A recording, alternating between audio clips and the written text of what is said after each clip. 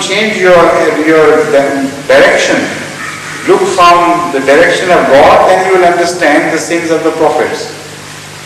Look from the direction of man, then you will understand their virtue and perfection. Yes, please. But Rasul Karim has read that Allah isn't. It means he thought himself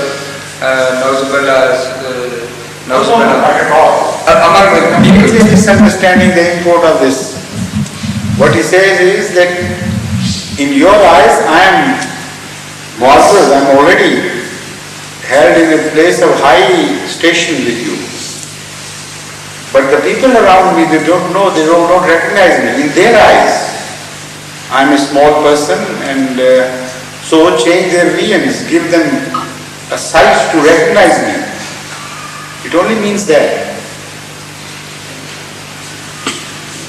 Yes, Chaudhry Muhammad Abdul Rashid Sahib, at last your turn has come. Huzur, I have a question which has two parts.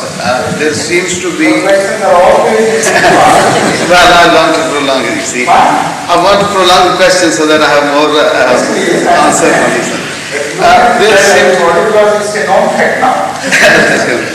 There seems to be concentration of prophets in the Middle East area. And is there any special reason for this? That's number one. Part B of the question is, Innal arza yarasuha ibadis walihin. It is translated as we know, Arz-e Muqaddas ke waris mere nek bande honge. This is taken from Tafsir Saghir. Hazrat Masih Maud alayhi salatu wasalam has said in his Malfuzat, इस अर्ज से मुराद शाम की सरजमीन है, ये स्वालिहीन का विरसा है. अर्ज शाम चूँकि अंबिया की ज़मीन है, इसलिए खुदा ताला इसकी बेरुमती नहीं करना चाहता. Koji can't explain both. Your question is very well prepared, I must say. Hats off to you. But is there any hat here? Yes, you have done it yourself. Okay. The first part of your question applies to the concentration of prophets in a certain region, that is the Middle East. The fact is that there are so many regions of the world, of the earth, so many nations in which Allah sent His prophets, and they also have their own special line. And many prophets appeared in those lines as well, but not so concentratedly, I agree, as in the case of the Middle East. Moreover, their histories are not preserved, and while the history of this line of prophets has been fully preserved. Why? The obvious reason is that it was an evolutionary tree. The main trunk on which was to appear the consummate form of the ultimate prophethood, that is Islam, and at the end of which was to appear the fruit of creation, that is Hazrat Muhammad Mustafa sallallahu alaihi wasallam. That had a very special significance, that line, obviously. So there were many branches which were abundant earlier, many types of religion which were abundant earlier, and they came to an end abruptly sometimes because they were not required anymore. And the ending of religions took place particularly at the time of Muhammad sallallahu alaihi wasallam's appearance. From then on, every other religion was not entirely obsolete. That is not what is claimed by the Holy Quran. They kept on serving their purpose, but they were abundant in the sense that from then on, there was not to appear any prophethood among them. I make this very clear.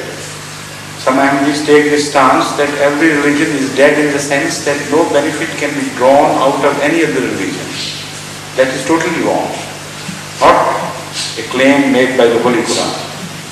It says a much better and a perfect religion has appeared, and those who know, it will be in their own interest now to follow this religion. Not to be satisfied with much less when much more has been provided. That is sort of comparison. And when a teaching which is safe completely, without any influence of man, has been revealed, with guarantee that it will be preserved, why should you follow such teachings which have many pitfalls? Many poisons have been added into the food. So these are the dangers which have been manifestly made clear by the Holy Quran about the earlier teachings. Yet it leaves at that. It says those who cannot understand or have not heard the message of Islam and still pursue the older teachings in honesty, they will be rewarded by Allah. So by preference, giving preference to the Middle East, it does not mean that other religions were abandoned. In fact, this was the line on which Ahmad sallallahu alaihi wasallam was to appear. So it was specially guarded and preserved, both in history and in substance. With the result that Islam appeared ultimately.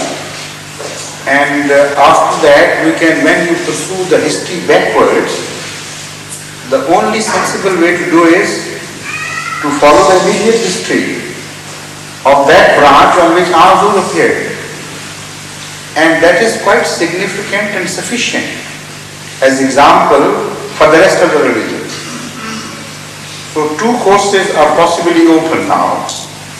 Either to give history for the Holy Quran of every religion independently.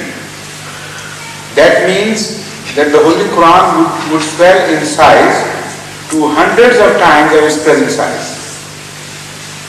The other alternative was to give the history of only that religion which had ultimately resulted in its complete and perfect form.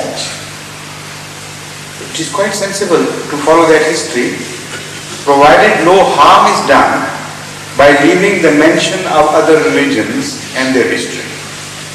So the Holy Quran says that the history we are presenting to you, right from the start of Adam till the time of Rasul is quite sufficient and all-comprising.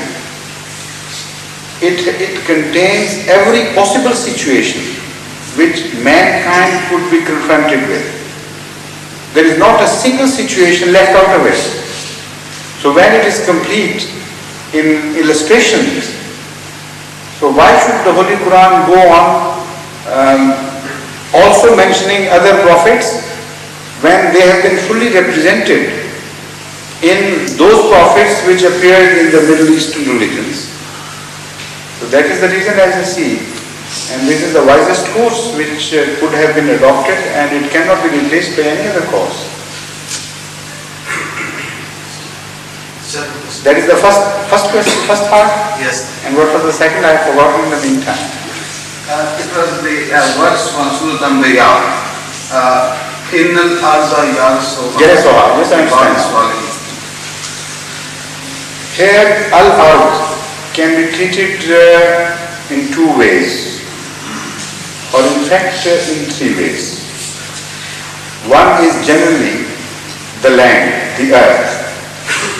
And this is a phenomenon which has been mentioned elsewhere in the Holy Quran repeatedly, that after a prophet came, the control of the land was shifted from the hands of those who rejected those prophets to the hands of those who followed.